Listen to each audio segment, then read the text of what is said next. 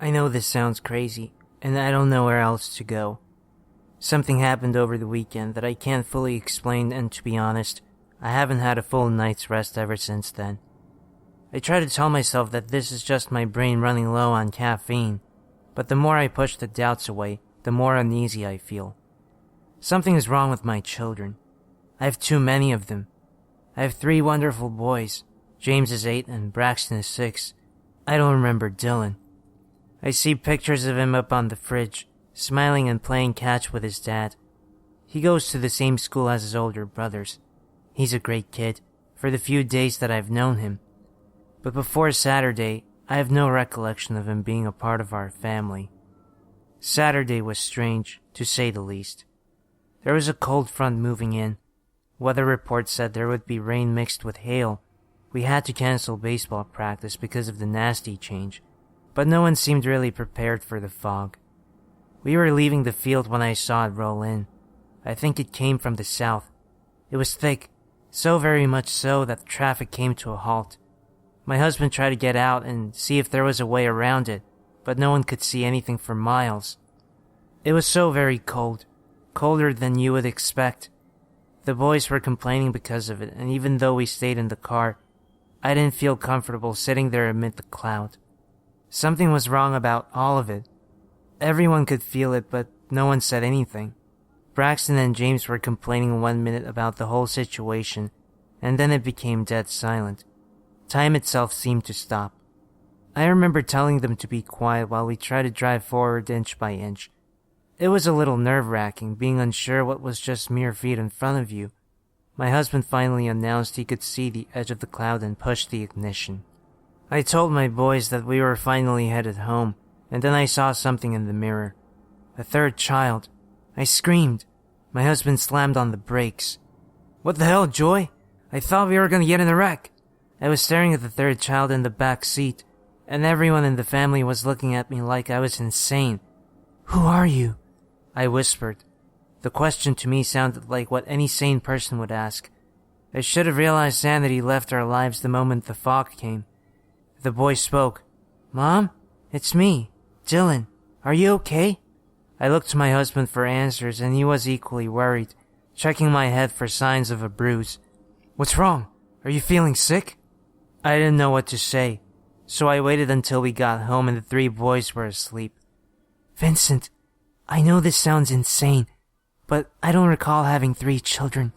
When we went into that fog, I only remember Braxton and James," I whispered as we got ready for bed. My husband couldn't believe it. He showed me family pictures of all of us. "I think we need to schedule a doctor visit. This isn't normal," he said. But he didn't mean for the 3rd child. He meant for me. I had a hard time even closing my eyes that night, knowing a stranger was sleeping in my house.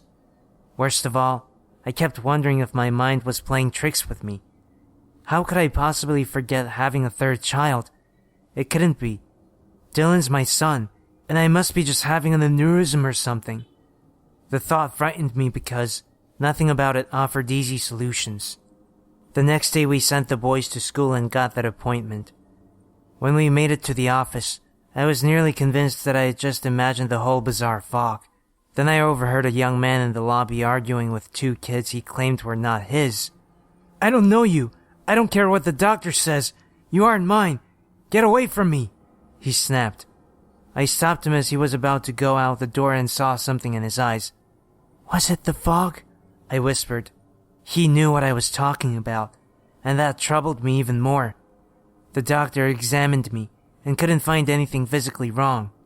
"I'm gonna prescribe a few psychiatric medications just to help you remain calm. I'm sure this will all resolve itself in a few days," the doctor said. I smiled uneasily and promised I would take them. I never did, I'll admit.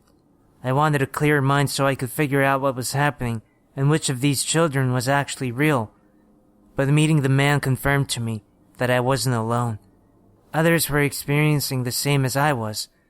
I didn't know how to explain it to my husband, and I was scared he might consider sending me to an asylum if I kept pressing the issue. Maybe I was crazy. Maybe these are my children. When they got home from school, I made them food and sat right across from Dylan. I wanted to try to resume a normal life, as crazy as that sounds. This kid had made no effort to seem a threat. Maybe I was the one affected. Maybe the fog did something to me, not to him. "Thanks for dinner, Mom," Dylan said as he hugged me after washing his plate. I gave him a half smile and sat there, feeling absolutely awful. I was starting to feel something towards him. Was he even real? How could I be sure he was? That second night of no sleep made me get up and check on the boys, to be sure that nothing of the ordinary happened. They were all so peaceful. My life felt like a dream. But it was still off. Alarm bells rang in my head, telling me not to just push these feelings aside. I went to the attic, to try and find anything connecting to Dylan's childhood. If he's really my son, I knew I would have kept that baby stuff up there. But I didn't find anything. Not even a bracelet from the hospital. As I sat there looking at other albums, it occurred to me that every part of him seemingly manifested 4 days ago. Before that, he didn't exist. The next day when Vincent went to work, I checked online in our area to see if anyone else might possibly have a similar experience from the fog. It took a bit of digging, and maybe one too many coffees, but I found something, buried under a help tab on a Facebook group. How to tell which of your children is real. There was a video of a mother just like me. Behind her, there were 3 children, all sitting in chairs strapped down by zip ties. I held my hand over my mouth as she started to speak. Everyone says I'm crazy, but I can't shake the feeling that one of these children isn't really a real kid. It started with the fog and it grew larger from there. At first, I was certain. Then it started to infect me more. I blurred their faces. They all looked the same. Then I realized I wasn't sure which one was the one I couldn't remember. I needed to know. If they're my blood, I know they'll have blood. And then I told myself it didn't matter. I love them all. But that unease in my stomach didn't disappear. She took out a switchblade. Then the screen suddenly went black, announcing the video was pulled. It made my heart race. I couldn't do that. I'm not a monster. But what she said bothered me. The fog had infected her mind, made her question reality. What if it was doing that to me too? What if one of these children is an imposter? Yesterday, I reached my breaking point. I tried for a full day to push these thoughts aside and treat the 3 of them as mine. Yet I had no connection to Dylan. No motherly instinct was kicking in. When he hugged me, I just felt dead inside. He's a stranger. A mother knows her children. I told my husband I was going to take them to the park. When they got out and played, I sat there and watched them, trying to psych myself up to what I needed to do. I have a few safety pins in the car for clothing emergencies, and I told myself I just needed to prick their finger.